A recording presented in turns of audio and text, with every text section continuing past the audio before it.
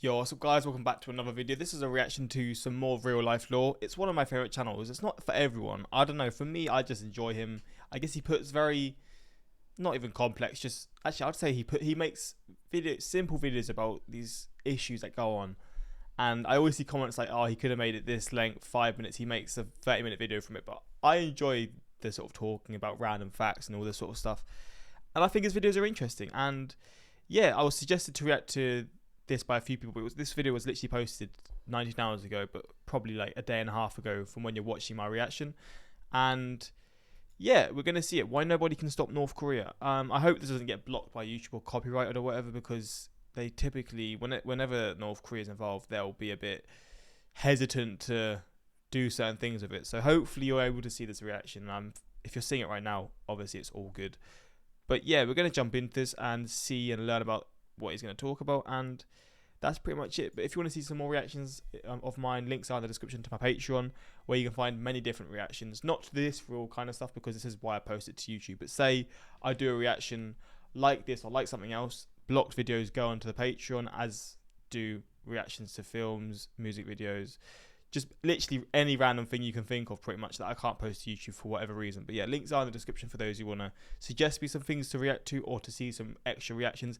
There's a good 200, 300, I think it's 200 videos now that are just on the Patreon because of copyright reasons or just because it's Patreon reactions based off suggestions. So yeah, if you want to see that, links are in the description. But let's jump into this and see what's going on in this and like, what's he saying here? During 2022, most of the world's eyes were firmly fixed on the catastrophic events taking place in Ukraine and Russia. But over on the other side of Eurasia, 2022 was a very busy year for North Korea as well. See, I've not heard any news about it at all, so this is all going to be new to me with what's happening in North Korea. Kim Jong-un's regime spent it by firing more missiles than in any single previous year. At least 90 of them, 8 of which were classified as intercontinental ballistic missiles, or ICBMs. Among these 8 ICBM tests was the record-breaking one accomplished on the 24th of March, when the North fired an ICBM from near Pyongyang that soared over 6,000 kilometers above the Earth's surface. Across approximately 71 minutes of flight time, the missile arced down and crashed into the Sea of Japan just to the southwest of the Japanese island of Hokkaido. Bruh, are they taking the piss? They're sending missiles that close to Japan. This test achieved the highest altitude of a missile ever fired by the North Koreans to date, while analysis of the missile's trajectory and flight time suggests a disturbing new reality. It is likely that whatever missile the North Koreans fired here possesses the capability to strike targets at a range of around 15,000 kilometers. Which is frightening because it now places nearly the entire world outside of South America within North Korean ICBM range, which of course includes the entirety of the US mainland. But this test wasn't even the only record-breaking missile launch the North achieved in 2022. Several months later in October, they would also break their missile record for distance. On the 4th of October, the North Koreans fired an intermediate-range ballistic missile from around here in the north that flew clear across the Sea of Japan and over the airspace above northern Honshu before crashing far to the east in the Pacific Ocean, around 4,600 kilometers away. That test all but confirmed the North's current ability to fire ballistic missiles that can strike targets anywhere in South Korea, Japan, or US military bases in Guam that are home to nearly 22,000 US troops. Oh, damn. And now, with nearly 100 missiles fired over the past year, the North is likely getting ready to carry out its 7th nuclear weapons test. The last time the North detonated a nuclear bomb like this was in 2017. The explosion that one generated was already estimated to be around 50 kilotons, or about twice the power of the atomic bomb that was dropped on Hiroshima by the United States in 1945. It's unclear how powerful their next test will be, but what is clear is that North Korea's ability to deliver nuclear warheads on the tips of missiles is advancing rapidly. And it's not just their development of strategic nuclear weapons that can theoretically deliver city-ending bombs to anywhere in the United States. The next objective on the North Korean weapons checklist are tactical nuclear weapons. And once they acquire those, stopping the Kim regime will become an almost impossibly high cost for anyone to bear.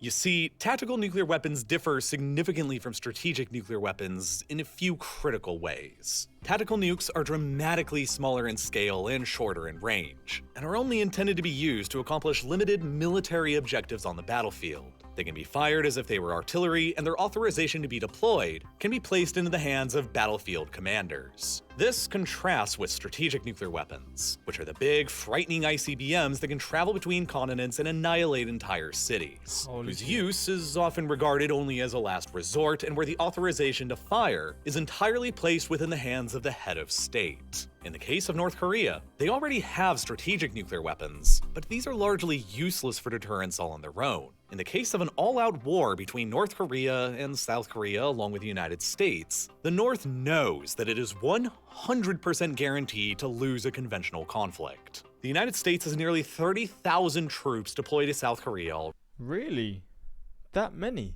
God damn, I didn't know that. Ready. Around 50,000 more ready nearby in Japan, and 22,000 more relatively nearby in Guam. While the United States Pacific Fleet, headquartered over in Hawaii, is the largest of all of America's fleets. With 250,000 sailors and Marines, 2,000 aircraft, and 200 ships under its command Here, in this little area, they have all of this stuff. What? ready to be deployed. In the event of war, the United States and South Korea's significantly better technology all but guarantees that they would quickly overpower the North's primitive air defenses and achieve complete air superiority, enabling them to pummel the North's defenses and troops on the ground with near impunity. One only has to look at how rapidly the United States overran Iraq in 2003 as a prime example. In only a little more than 5 weeks, the United States' overwhelming air superiority and accompanying ground invasion enabled them to topple Saddam Hussein's regime and inflict tens of thousands of fatalities on his technologically inferior army, while only suffering less than 200 deaths of their own in the process. So, just like Iraq, Kim knows that in a limited shooting war with the United States without ever resorting to nukes, his regime will probably get wiped out in a matter of weeks. But strategic weapons on their own still do very little to balance out this calculus. Were Kim to perceive an attack coming from the United States, firing one of his strategic nukes across the Pacific to hit an American city somewhere would be guaranteed to incur a retaliatory strategic nuclear strike from the United States, which would also result in the complete annihilation of his regime. Under either scenario, North Korea is 100% guaranteed to lose a conflict with the United States in a limited conventional war or in a strategic nuclear war. But tactical nuclear weapons give the Kim regime a fleeting glimpse at hope that they could still somehow win. Under a scenario where they've got tactical nukes and the Kim regime, for whatever reason, perceives an imminent invasion or attack coming from the United States and/or South Korea, tactical nuclear weapons loaded onto short-range ballistic missiles could be fired in a first strike policy in order to wipe out major American Army, naval, and air bases across South Korea in order to neutralize the immediate conventional threat on the peninsula before they could be used to disarm the North. Additional tactical nukes could then be fired at any approaching American carrier strike groups in order to prevent additional US naval and air assets from making a conventional counterattack. Simultaneously, North Korea would keep all of their longer-range strategic nuclear weapons in reserve and on standby in order to, hopefully, from their perspective, deter the United States from retaliating with their own strategic nuclear strikes. Were the US to do so, the North could, conceivably, fire their strategic nukes in reserve and hit a major American city somewhere. And while it's not exactly clear if the North Korean ICBMs could actually make it across the Pacific on their own or break through American missile defenses, the possibility for them doing it isn't zero. And that would give the US pause on whether to respond with a nuclear option or not. The ultimate point of North Korea acquiring tactical nuclear weapons, though, isn't to necessarily use them, but to simply continue deterring the United States from ever attempting to attack them. The point is to simply make it clear that any attempt to disarm the North of its nukes or remove Kim from power would be far too costly and bloody a decision to make. And this makes North Korea one of the most difficult countries in the world for the United States to deal with. By this point, the North likely has around 50 nuclear warheads in its arsenal and missile launch sites across the country. Were the United States to ever lead an attack into the country with attempts to quickly locate and eliminate all of the North's nukes before they could be deployed, there's always just the possibility that they would miss one or two that could then be launched at South Korea, Japan, or even the US mainland. An event that could possibly result in hundreds of thousands to even millions of civilian casualties. Yeah, you don't want to risk that. But when did North Korea even start making nukes? Let me just see. Because surely there was a point in time where they could have been the regime could have been changed without consequences like that, but I don't know. I know like the memes about it and how they were failing and stuff, but obviously it's different now, and no one actually believed they had nukes and stuff. North Korea start. There we go. Start making nuclear weapons. Oh, the 1980s. Okay, so to be fair, and when was the regime? Was it from the 1950s? I guess.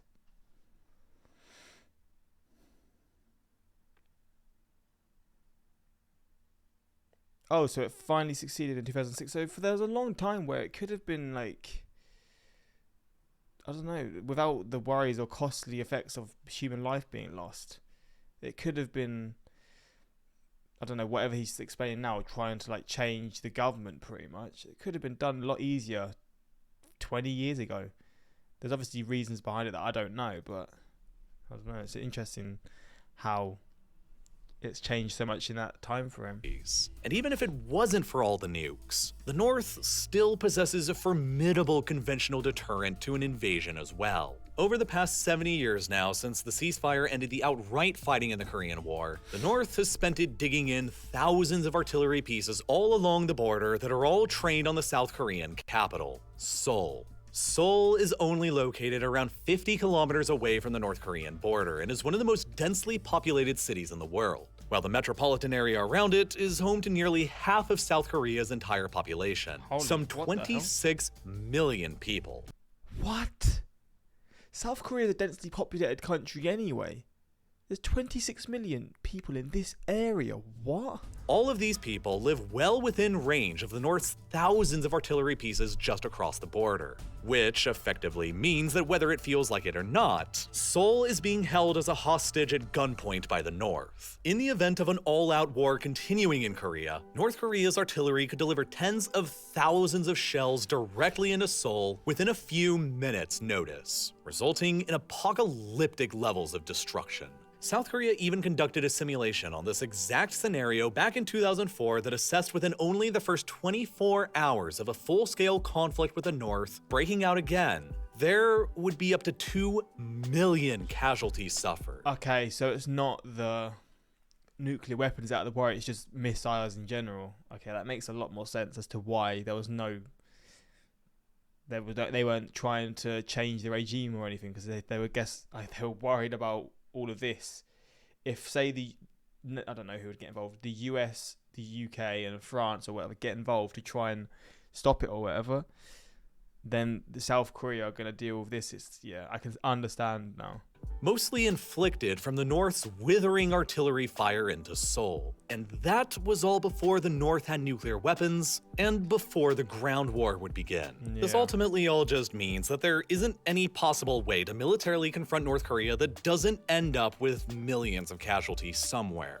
So, what about alternative ways to try and stop them? There's punitive economic sanctions, but these are very difficult to actually use to stop North Korea for a couple major reasons. First, North Korea is already so severely sanctioned that it's already largely isolated from the global system of trade. So additional sanctions do little to make their situation any worse than it already is. And secondly, completely isolating North Korea from the entire outside world is difficult because of China. China continues to trade extensively with North Korea and enables them to bypass many of their international sanctions. In 2020, more than 88% of all North Korea's international trade was conducted exclusively with China, largely made up of coal. China is so slimy, man. Like, they just love it.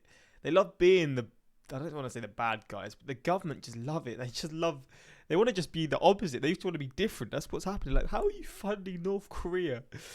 I mean, it makes sense from their perspective, to be fair, because China doesn't have loads of allies either. So they're trying to make these allies with the same sort of beliefs and like thoughts and stuff. But god damn it, man. So basically China is literally the reason. But there's still 12%. So where does the other 12% come from? In mineral exports the North sells to China.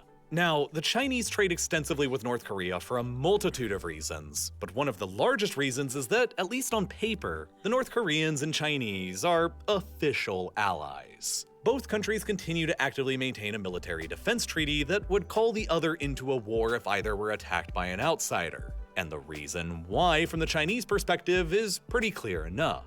Try for just a moment to view the geopolitical board of East Asia from Beijing's perspective. Their immediate access to the greater Pacific Ocean is hemmed in by a string of nearby islands that are all closely allied to the United States. The Philippines, Taiwan, Japan, and South Korea, which effectively functions as an island state because of their sealed-off border in the north. To the south, India is a member of the Quadrilateral Security Dialogue alongside the United States, Japan, and Australia, while Vietnam is considered another major potential ally of the United States due to their heavily conflicting maritime disputes with the Chinese in the South China Sea. China is at risk of becoming nearly encircled by states who are friendly to Washington, with the only very notable exceptions at the present being Taliban-ruled Afghanistan, Russia, and, of course, North Korea. What a group of allies. What a lovely group of friends you got there. God damn. That is hilarious. That is actually insane. I didn't know they were allies of Afghanistan for starters, but I guess Afghanistan and the US have a lot of history, which probably leads to Afghanistan's friendship or whatever with China. But you got North Korea, Russia, and Afghanistan backing you up. Fair enough. You got a good group of friends there. However, at the present time, the US military has no direct bases within any country that borders China directly by land. And so, China is able to maintain some sense of strategic depth separating their mainland from their chief geopolitical rivals' armed forces. The closest American bases to the Chinese mainland right now are the some 30,000 US troops based in South Korea. Therefore, to the Chinese, North Korea is just a puppet for China. It is just like a puppet for China then. I don't know, maybe I'm being really slow and that was obvious. That's probably the most obvious thing, but now it seems really obvious as to what's happening. It's like, I always wondered, like, how do the North Korean government keep control of the people and like just manage to gain control? I guess all the powers and whatever it is comes from China, right? Which does make a lot more sense because China's obviously a very powerful country. Korea effectively functions as a kind of buffer state between themselves and the US military in East Asia. And that makes Pyongyang's survival crucially important to Beijing.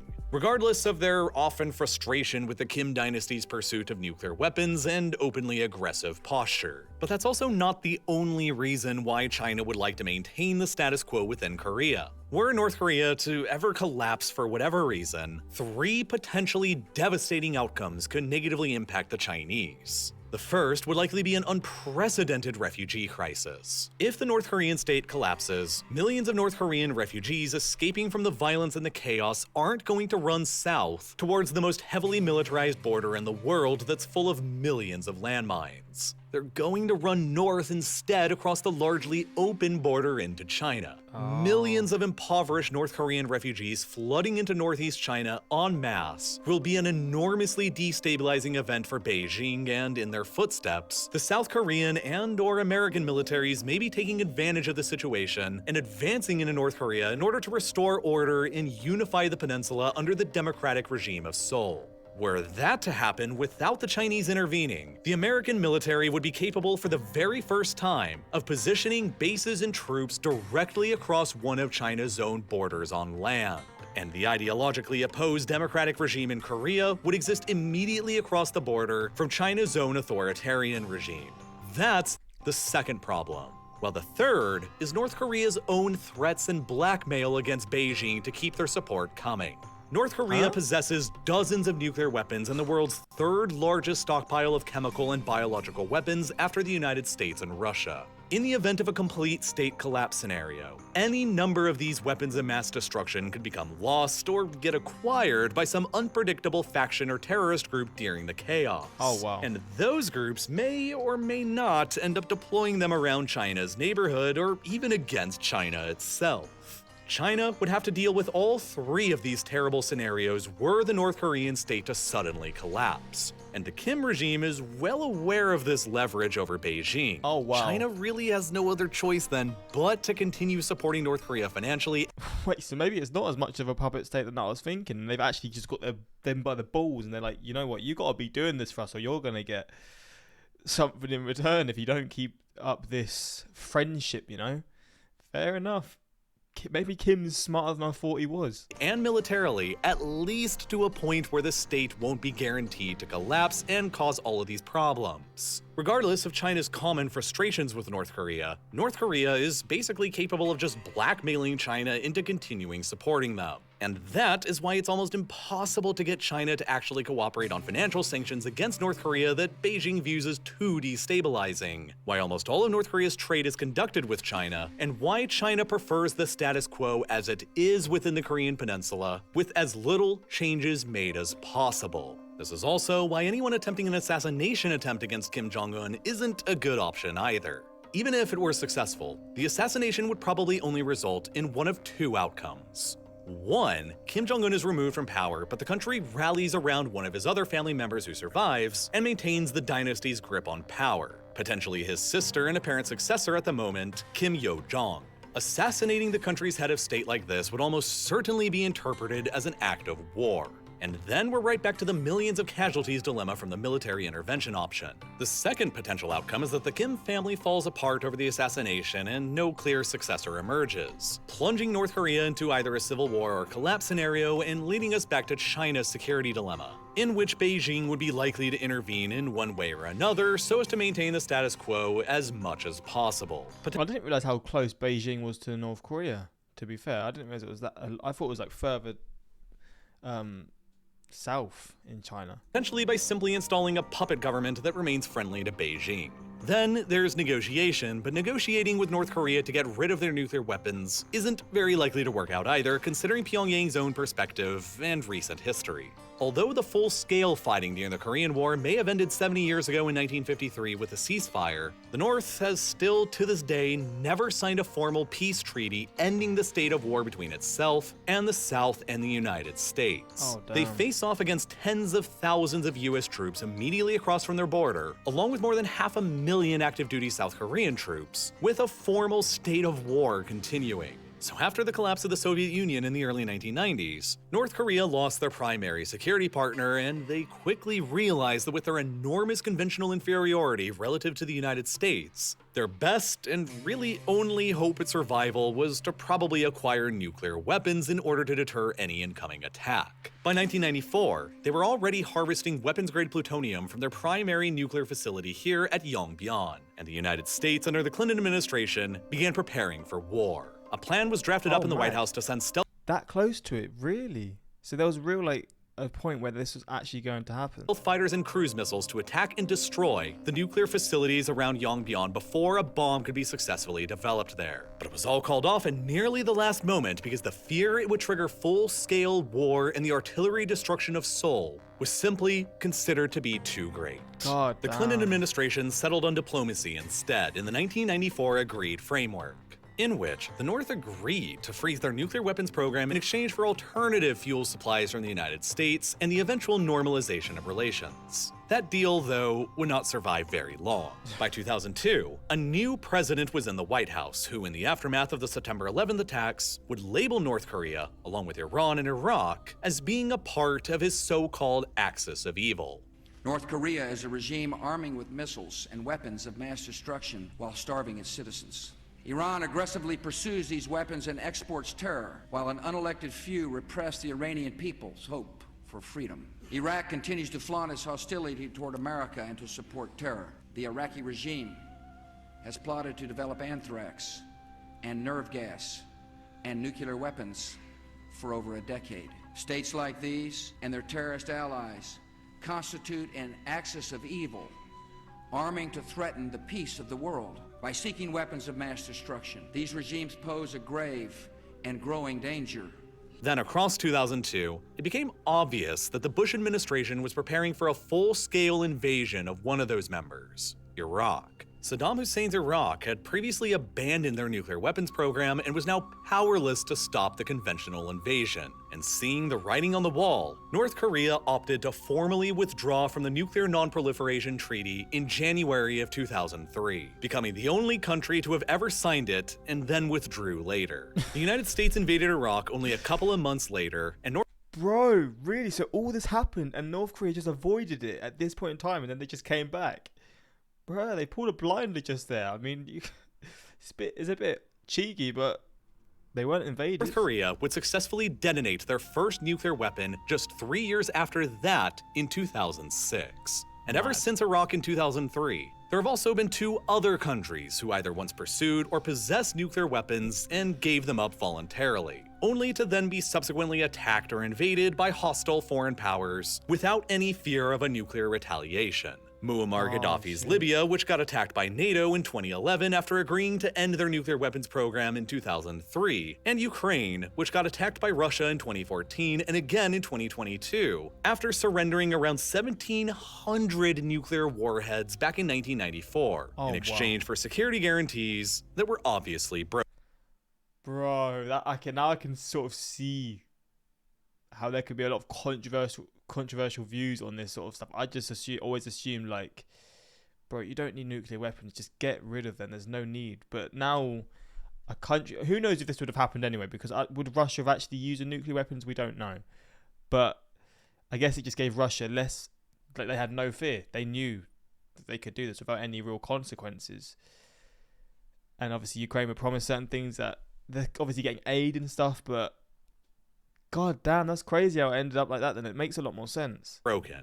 These 3 examples have sent a very clear message to the Kim regime and every other country around the world that surrendering their nuclear weapons exposes their vulnerability to hostile outside powers. And the example of what's happening between Russia and Ukraine right now sends an even further message. The conventionally superior United States and NATO have all refused to implement a no-fly zone over Ukraine or to directly engage with the Russian military out of fear of Russia's nuclear weapons arsenal. In stark contrast to quick American interventions against opponents who did not possess nuclear deterrence in Afghanistan, Iraq, Libya, Syria, and many more. The Kim regime knows that their nuclear weapons are their shield against any interventions coming from the West. And convincing them otherwise through diplomacy, economic sanctions, or military intervention is almost certain to be a fool's errand, especially while the United States maintains an aggressive posture in South Korea. So then what option, if any, does that even leave for dealing with North Korea? The simple truth is that by this point, there aren't really any good options remaining. And that's why no US nor South Korean president has ever been able to find a long-term solution to this problem now for more than 70 years. But the problem is only bound to grow even worse over the next few decades, because South Korea is almost certain to grow weaker relative to North Korea with time. You see, South Korea's population is currently undergoing a crisis. At the present time, South Korea has the #1 lowest fertility rate of any country in the world, with South Korean women only having an average of 1.1 children each. This has been a trend that has been building for decades, and as a consequence, South Korea's population has essentially already peaked. Right now, the South Korean population is roughly double North Korea's population, but over the next several years, South Korea's population will decline. Well, There's 26 million people in North Korea. I thought it was like, what, 8 million? There is so many more people than I realized. while North Korea's will remain more or less the same, because North Korea's demographics are comparatively much healthier. North Korean women are still on average having roughly double the amount of children that South Korean women are having, at about 1.9 births per woman, which is leading to an interesting inevitability. They're probably being forced in some cases to have children. There's probably a rule there where Kim's just like, you have to have a certain amount of babies or something like that. Probably I'm assuming that, but I wouldn't be surprised. This is the population pyramid of South Korea on the right, and this is the population pyramid of North Korea over on the left. The most fascinating thing to draw from this data is that despite the South's overall population being roughly double the North's right now in 2023, the amount of children aged 14 and younger in both countries is roughly equivalent, with around 6 million in North Korea and 6.2 million in South Korea. If these trends continue, it means that within just 20 to 30 years from now, the numbers of military-age men in both countries will have effectively equalized, and the South's advantage in manpower that it enjoys today will have been lost. Doubly so when considering that the North utilizes much harsher conscription laws that forces all of their men into the armed forces for at least 10-year terms, compared to only 18 months that the South currently employs for all of their men. meaning that if the laws remain unchanged and the manpower pool equalizes, the North will have many times more men serving in active duty, combat-ready positions than the South will have. And thirdly so if, for whatever reason, over the next 20 to 30 years, the United States decides to withdraw from its current security guarantees with South Korea.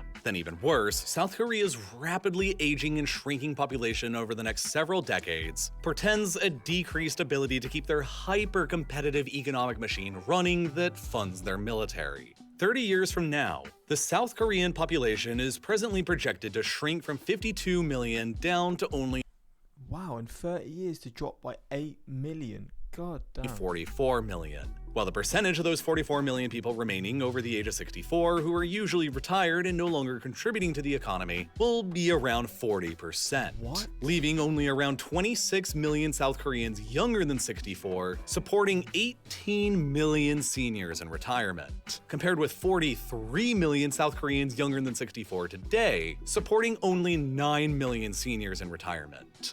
That is some dangerous economic math for South Korea, and unless they resort to immigration to replace the workers they're losing, or adapt with some kind of worker automation, their export-driven economy is at a degree of risk for faltering, whereas North Korea will most likely remain more or less the same as it is today. That really just means that North Korea's best strategy to continue fighting the Korean War is basically to simply do nothing and wait out the next 20 to 30 years while its manpower advantages steadily increase over the South's, while keeping all of its more powerful enemies at bay with continuous nuclear threats, and just hope that the United States for some reason withdraws from the South over that same time period. A scenario that becomes increasingly plausible if the South's economic usefulness to Washington begins to steadily erode. If the stars end up aligning just like this, the South is going to be in trouble, and they know it. Unlike North Korea's leverage over China with their extensive blackmail, South Korea wields very little leverage at all over the United States, and consequently, fearful of the rising threat of North Korea's missiles and bellicose rhetoric, China's growing expansionism, and the possibility that the United States may not take its security guarantees as seriously in the future as previously believed, the United States might have to be prepared for North Korea no longer being the only nuclear-armed state on the Korean Peninsula. You see, a poll conducted back in February of 2022 found that an almost overwhelming 71% of South Koreans were in favor of their country acquiring their own nuclear weapons, while another poll a few months later found that nearly 64% of South Koreans supported it, even if it placed their country in open violation of the Nuclear Non-Proliferation Treaty, a fact that would likely transform Seoul into an international pariah across a lot of the world.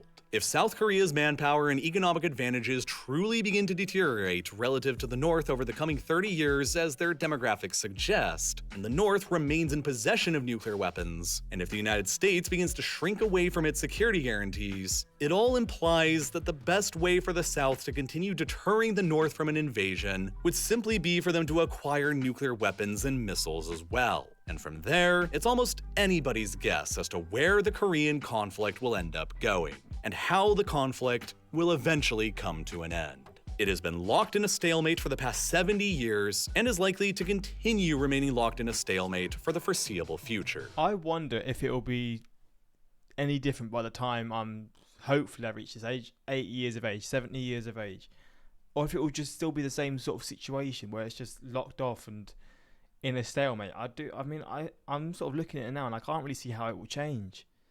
I always just assumed, because South Korea is obviously so much richer and it has the backing of the US, it's just in such a better position. But seeing this, it definitely puts it into perspective how it could all change in a matter of years. But that doesn't mean that outbreaks of violence between the two sides never happens. Ever since the turn of the 21st century, there have been dozens of reported incidents, skirmishes, and defection attempts between the two Koreas that have sometimes gotten frighteningly close to restarting the all-out war. The most frightening incident of all took place across 2010, when North and South Korean artillery fired shells at each other's positions, resulting in several casualties, while a North Korean torpedo sank a South Korean Navy vessel that claimed the lives of 46 South Korean sailors. The modern continuation of the Cold War in Korea is, without a doubt, one of the most fascinating, violent, and controversial conflicts of both the 20th and 21st centuries. and that means that it's simultaneously not acceptable for me to cover in any kind of detail here on YouTube due to their terms of service.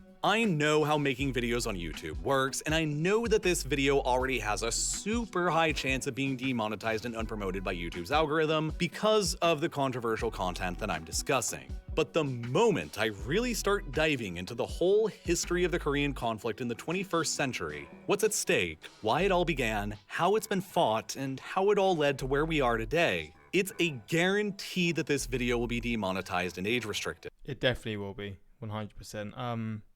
Well, I learned a lot here. God damn, a lot of stuff going on and a lot of possibilities. But damn, maybe the future's a bit bleaker with South Korea and North Korea than I thought. I always just assumed it would eventually just become one again, but maybe not in the way that it's wanting to be happen. But yeah, let's read some of the comments. This man has the potential to convert a 10-phrase video into 1 hour.